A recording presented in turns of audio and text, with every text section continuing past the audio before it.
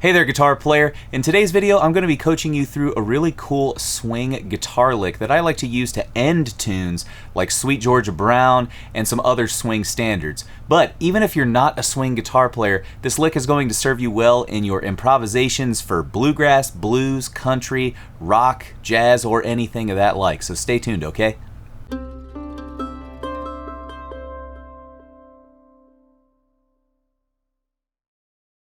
Before we go ahead and dive into the lesson though, if you haven't had a chance, hit that subscribe button below and the bell notification button. That way you'll get notified when I upload new lessons here to the channel. Also, if you're interested in things like PDFs of the sheet music for today's lessons, as well as backing tracks and access to monthly Q&A calls where you can ask me any questions about problems you're having with these lessons, go ahead and check out the link below to the Mandolin Secrets Guitar Club. There you'll find all the information that you need. Okay, guitar player, let's go ahead and demonstrate this lick before we dive in, and then go ahead and pick it apart and talk about how to use it, okay? So this lick involves a bit of what I would call like a chromatic approach to playing through chord changes, which can be a little jarring to your ears. So let's just listen to it at 100 beats per minute real quick, and then go ahead and break it down.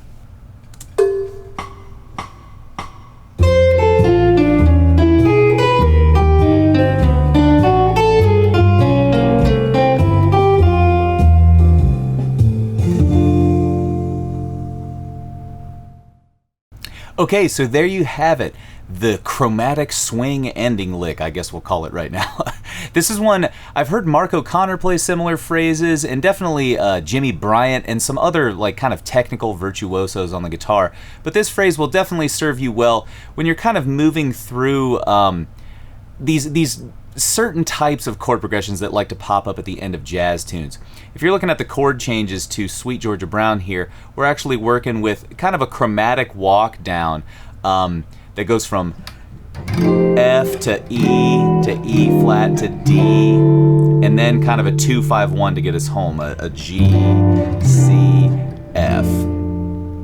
Now we can kind of, if we're looking at that chromatic motion on F all the way down to D, we can see a lot of those as maybe tritone substitutions, and that's kind of how I justify the chromaticism of this lick. Because really what we're doing here is taking kind of an F6 arpeggio or a D minor 7 arpeggio, if you prefer to kind of see it that way, and then walking it down chromatically until we end on an F note. That's really kind of the secret behind the magic to this lick. So let's go ahead and break this one down just finger by finger on the guitar fingerboard, and then I'll talk a little bit about how you can add this to your own playing, okay?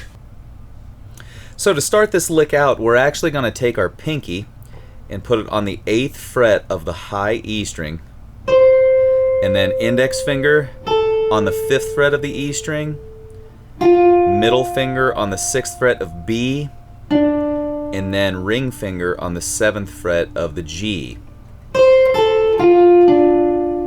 And that's that F6 arpeggio that I was talking about. If we think about this as an F6 arpeggio, then really the notes are C, A, F, D. So we've got 5, 3, 1, 6 to kind of outline our arpeggio. Now I also said it could be viewed as a D minor 7 arpeggio, right? And if that's the case, then we'd be looking at 7, 5, flat 3, 1. But here I'm kind of thinking about playing it over F major 6 type tonality.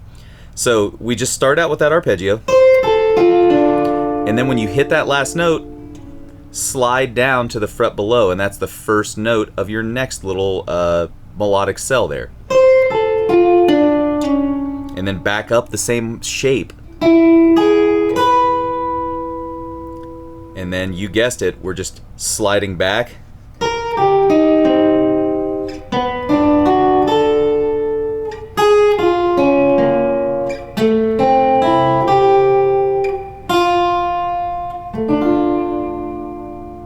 So once more, real slow in time.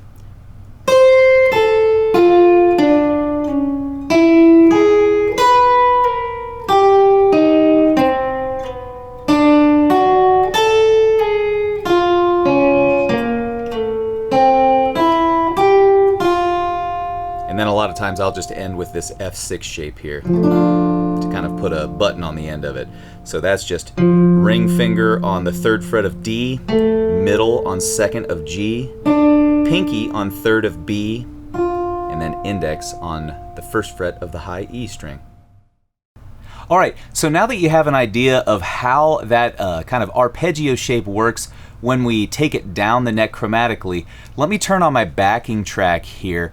I'm just going to play the last 4 bars of the chord changes to Sweet Georgia Brown in a loop, and we'll take this lick 4 different times just to kind of work it out a little bit. So we're going to do this at 80 beats per minute, and then we're going to double that and play it at 160 beats per minute to see if we can get some speed on it, okay?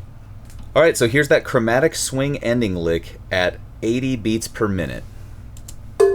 2, ready, play.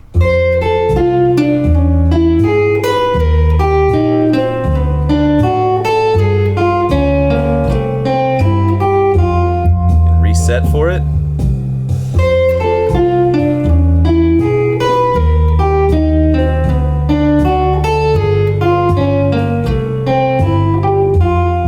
Two more times.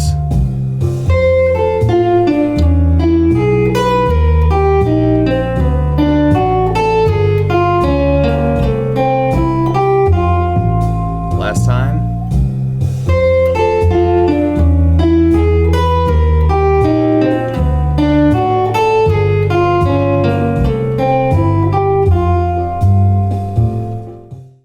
All right, let's kick it up to 160 beats per minute and see if we can tackle it there, okay?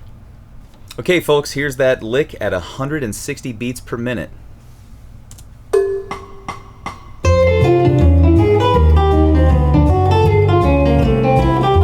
One more.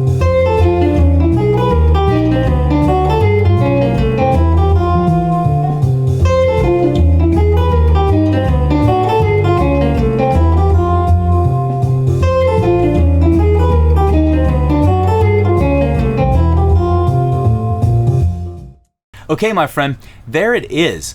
So now, like I said earlier, I'm using this lick over the chord changes to Sweet Georgia Brown to kind of end the lick, or excuse me, end the section and get us back home to that 1 chord, the F chord in this instance. But there are a lot of other applications for this. A lot of bluegrass players like to use this over a really long 1 chord. And what I mean by that is just 4 bars of a 1 chord. So say we're playing now in the key of G. G is a whole step above F, right?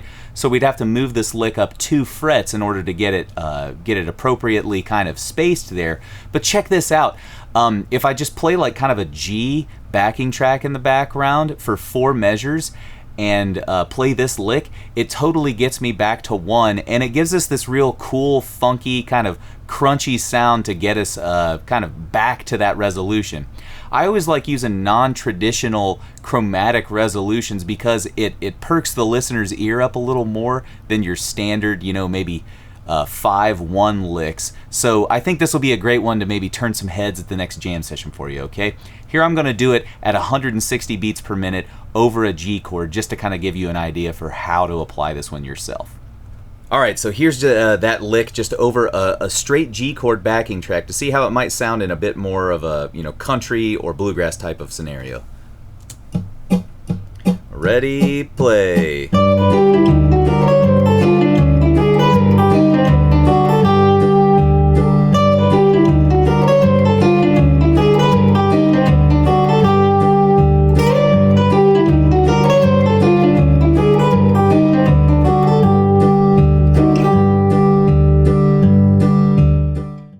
Okay, my friend, there it is. There you have it. The chromatic ending lick, we'll call it. But it doesn't just have to be for endings, as I just showed you there.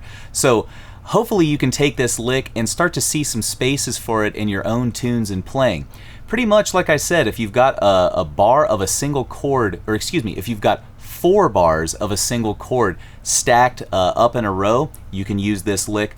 Or if you're doing that kind of same chromatic descending chord sequence that you see in Sweet Georgia Brown, kind of like a 1 flat 7, or excuse me, 1 chromatically walk down to your 6, and then a 2, 5, 1. This lick also works really well. So have some fun with this one, experiment with it in your own playing, and drop me a comment below to see if you have come up with any cool ways that I didn't cover here to use this lick.